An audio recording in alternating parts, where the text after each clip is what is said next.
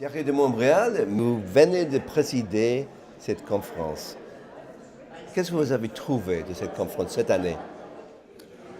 D'abord, je crois que tout le monde est d'accord, y compris moi, pour dire que le niveau augmente chaque année et le niveau de cette conférence était particulièrement bon, je crois. Enfin, l'opinion assez générale, on peut faire mieux, hein, mais je crois que c'était tout de même particulièrement bon. Et je pense que cela est dû à la qualité des participants que nous sélectionnons tout de même très soigneusement.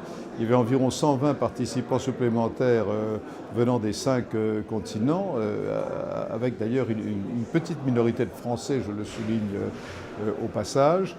Je crois aussi que nous avons sélectionné les sujets abordés avec grand soin en ajoutant...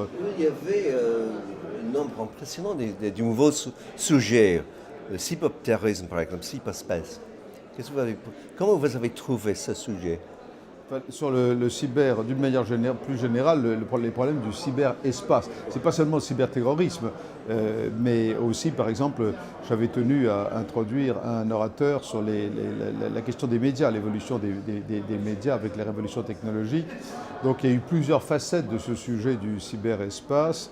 Et cette session était très réussie parce que justement nous avions pas mal focalisé avec un petit nombre d'orateurs, ils étaient 4, et chacun ayant le temps de s'exprimer et en prenant des angles différents.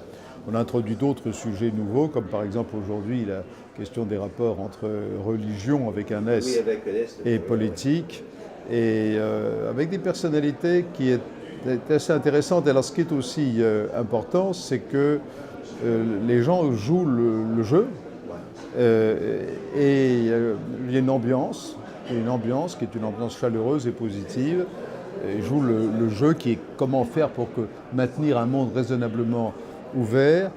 Et j'ai trouvé qu'il y avait finalement très peu de langue de bois. C'est-à-dire que les différents intervenants parlaient, et Dieu sait qu'ils étaient divers, mais parlaient assez sincèrement. Oui, j'étais personnellement assez impressionné par les interventions de prince turc Al Faisal et aussi les Israéliens. Vous étiez un peu tout près de faire la paix au Proche-Orient. Considérons que c'est fait. Pas tout à fait quand même. Mais évidemment, c'était assez impressionnant de voir Turki Al Faisal et les personnalités israéliennes échanger d'une manière à la fois intéressante sur le fond et en même temps très chaleureuse. Alors bien sûr, il y a un élément anti-iranien derrière cela, mais malgré tout, quand on regarde l'histoire du Moyen-Orient depuis 1947, ce genre de rencontre, c'est assez impressionnant. Et quand on regarde l'arène politique, la scène politique à travers le monde, pour l'année prochaine, est-ce que vous êtes plutôt optimiste ou pessimiste? Il y a toujours la guerre en Syrie, il y a les problèmes avec l'Iran, mais il y a des essais de le résoudre. Mais votre point de vue, c'est quoi? Alors, une des caractéristiques de notre monde, cela a été dit d'ailleurs à la fin de la conférence cet après-midi, c'est tout de même le manque de leadership. Et ça rend le monde très incertain, très instable. Mais il est vrai qu'il y a quand même des éléments très positifs. Personnellement, je crois qu'il y a eu le miracle de l'élection de Rouhani, il y a eu un accord préliminaire avec l'Iran. Et il y a des chances sérieuses que ça avance. Ça peut rater, mais il y a des chances sérieuses que ça avance. Et d'autre part, les efforts de Kerry au Proche-Orient pour la question israélo-palestinienne, il ne faut pas exclure que cela débouche. Mais il faudrait un miracle supplémentaire. Et ce miracle supplémentaire, cela a été dit d'ailleurs très clairement par Itamar Rabinovich. Des gens de la région. Absolument. Alors, il est vrai que j'ai invité par définition des gens modérés, parce que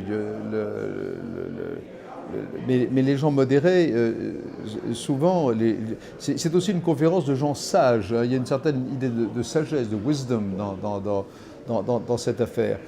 Mais je voulais rebondir sur ce qu'avait dit Itamar Rabinovitch, qui est à la fois un universitaire israélien et qui a été ambassadeur d'Israël aux États-Unis, entre autres. Et il rappelait très justement qu'il ne faut pas exclure que M. Netanyahou change de position, n'est-ce pas?